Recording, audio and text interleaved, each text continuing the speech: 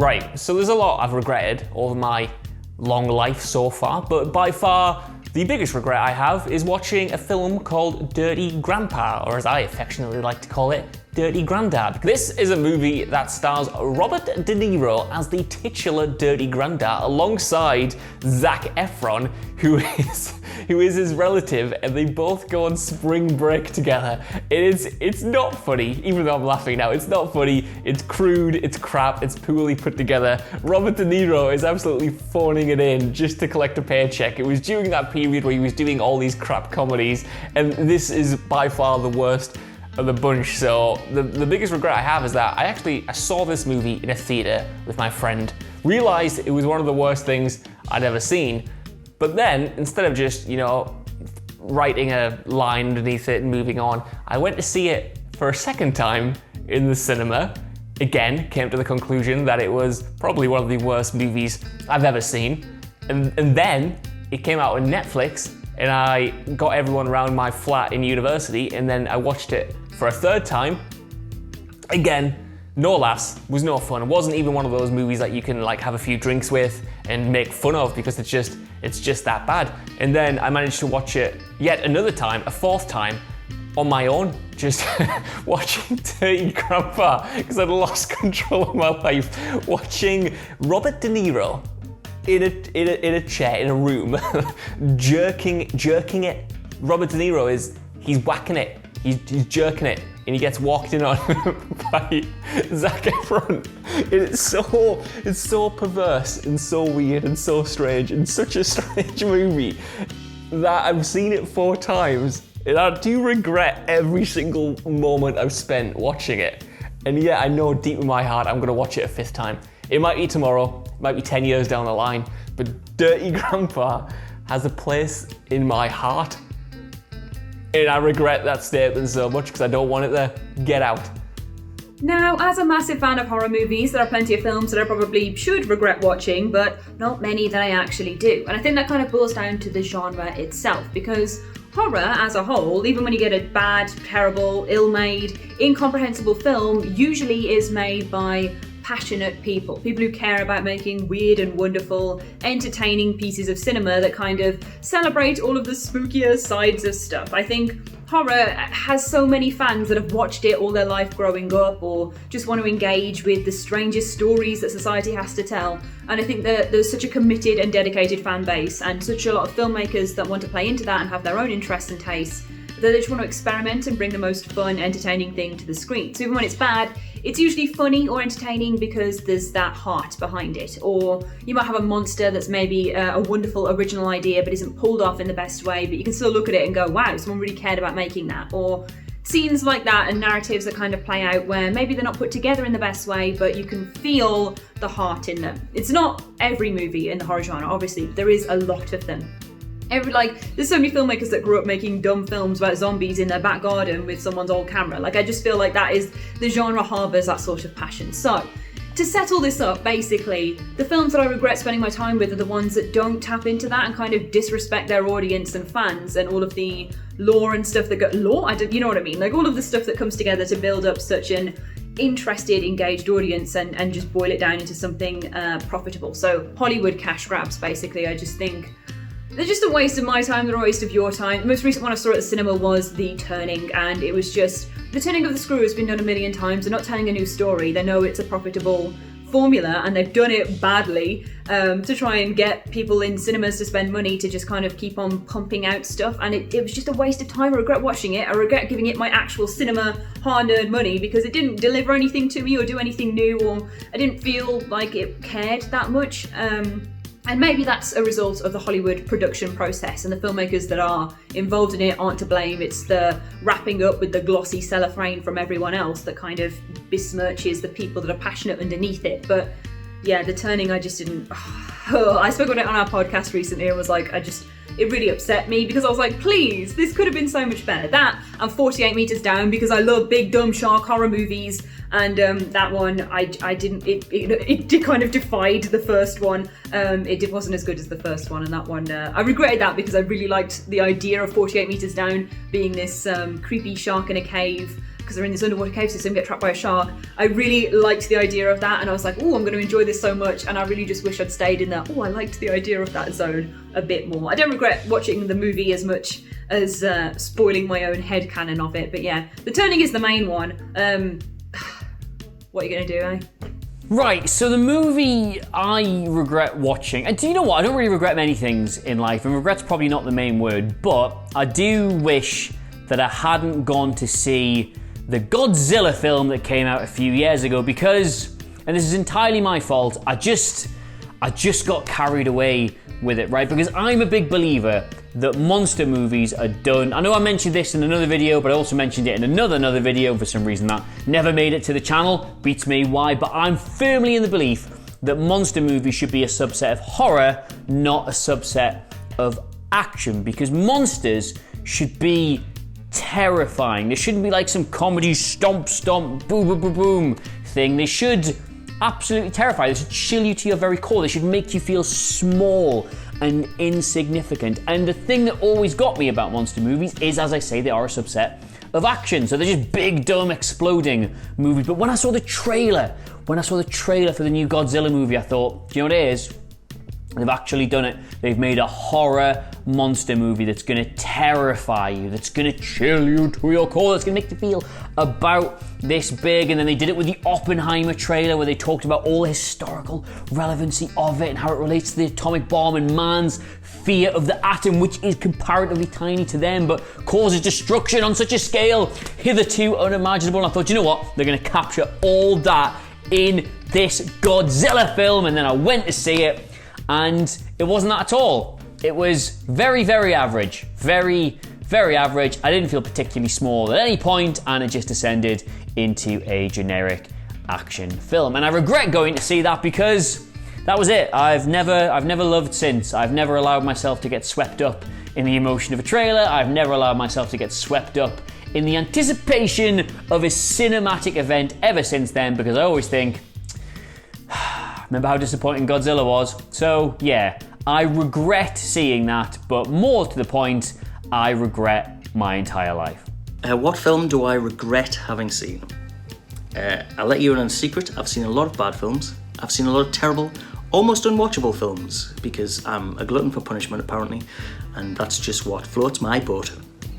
But I don't really regret seeing a lot of those bad films because good things can come out of them, like popcorn.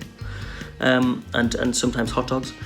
But there are two films that top the list of regrets for very different reasons. The first is Dear Zachary, which is the most heartbreaking documentary of all time.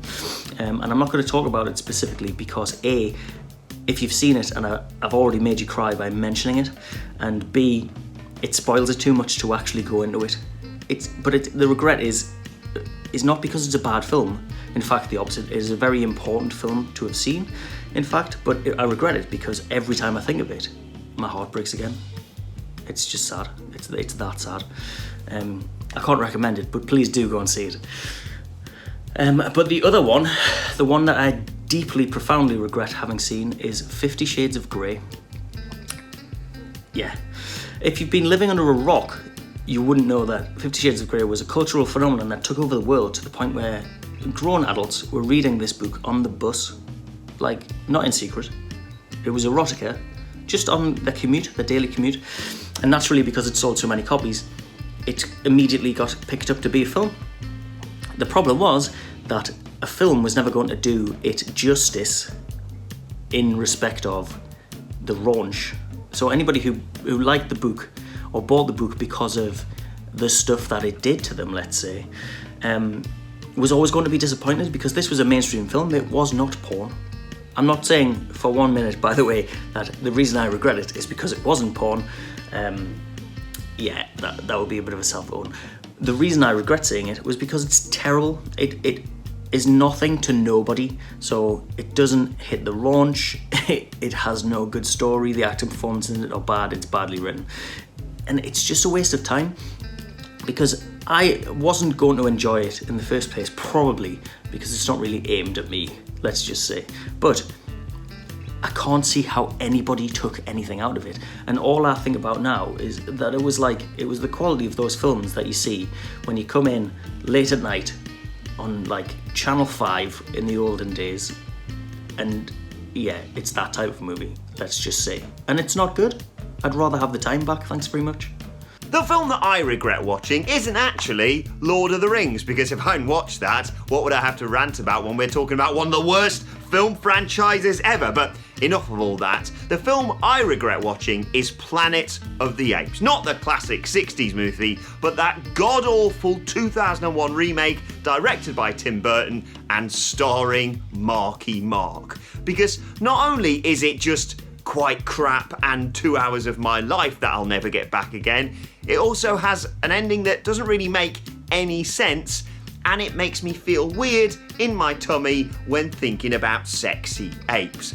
The thing is, this movie could have been great. I mean, they chucked loads of money at it. The cast was amazing. This is Tim Burton directing not just Mark Wahlberg, but also Tim Roth, Helena Bonham Carter, Michael Clarke Duncan, Chris Christopherson, Paul Giamatti, and yet what they made was, as my mother would say, a bag of wank.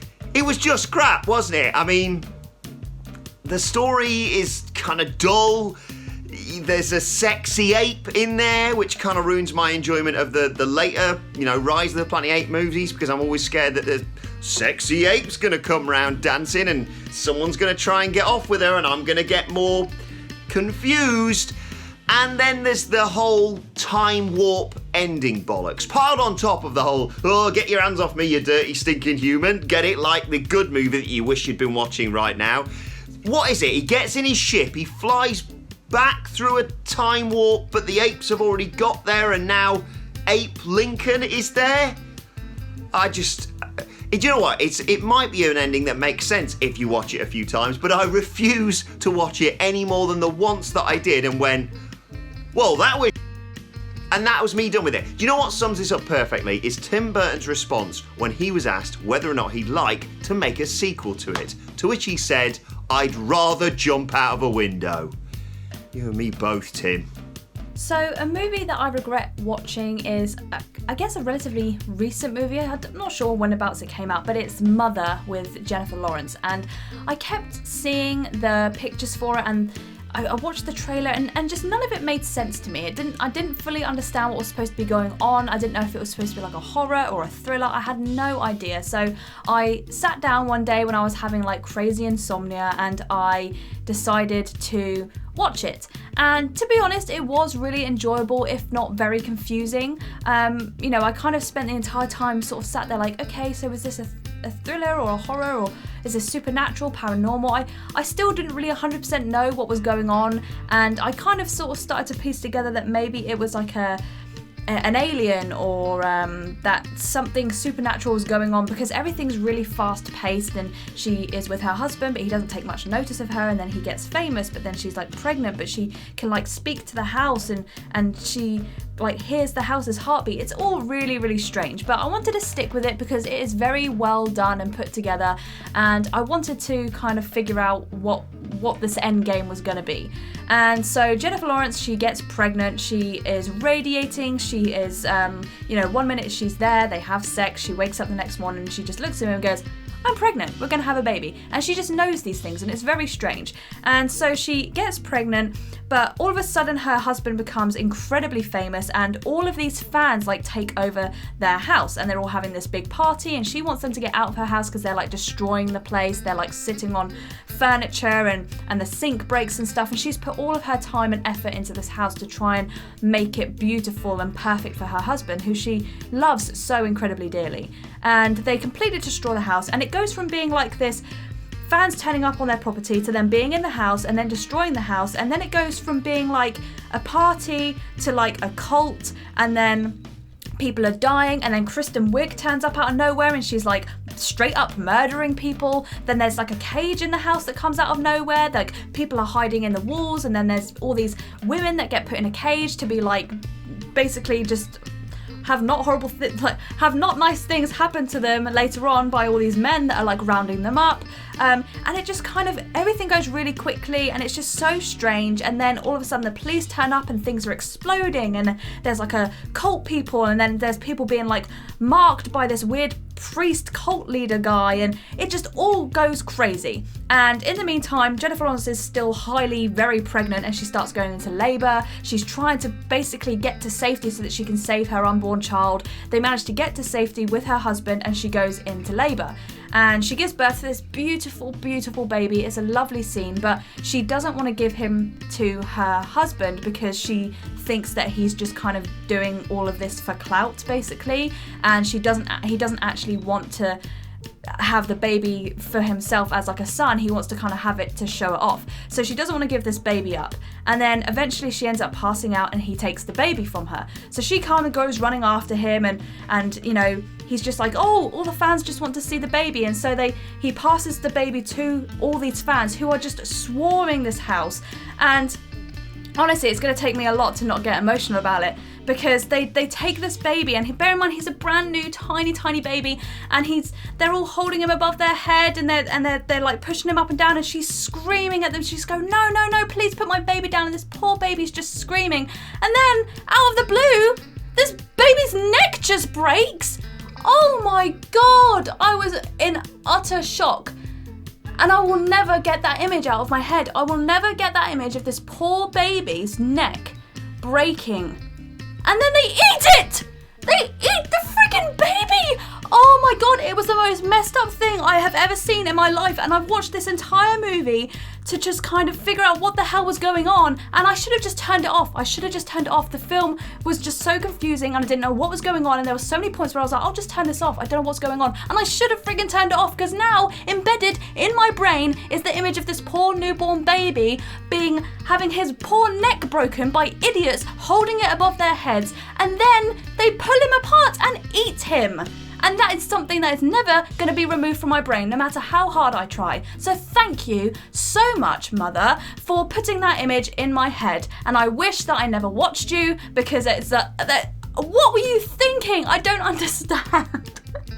It was horrible. I wish I never watched the movie. I wish that I had some sort of way of erasing those images from my mind. And then poor Jennifer Lawrence getting beaten the crap out of because she's so angry that people have murdered and then eaten her child, and her husband's just not even aware. And then the whole thing turns out to be some crazy like theme of about how she is, you know, Jennifer Lawrence is Mother Nature, and he's supposed to be like God or the earth or something, and basically it's supposed to be this big thing about how people don't treat the Mother Nature with respect and stuff, which I'm all here for. That's a brilliant way of kind of, you know, showing her that we don't look after the earth. But do you really need to kill a newborn baby? I mean, come on. It was horrible. It was horrible, and I'm even regretting talking about it now because it's bringing back horrible images. But yes, I just wish that I'd never watched that film, because it was a horrible, horrible experience for me. I don't understand it. I don't understand what they were thinking, and I just wish that I had turned it off when I first thought about turning it off, instead of bearing with it and not even having a decent payoff at the end, instead having a worse payoff than I ever could have imagined. No.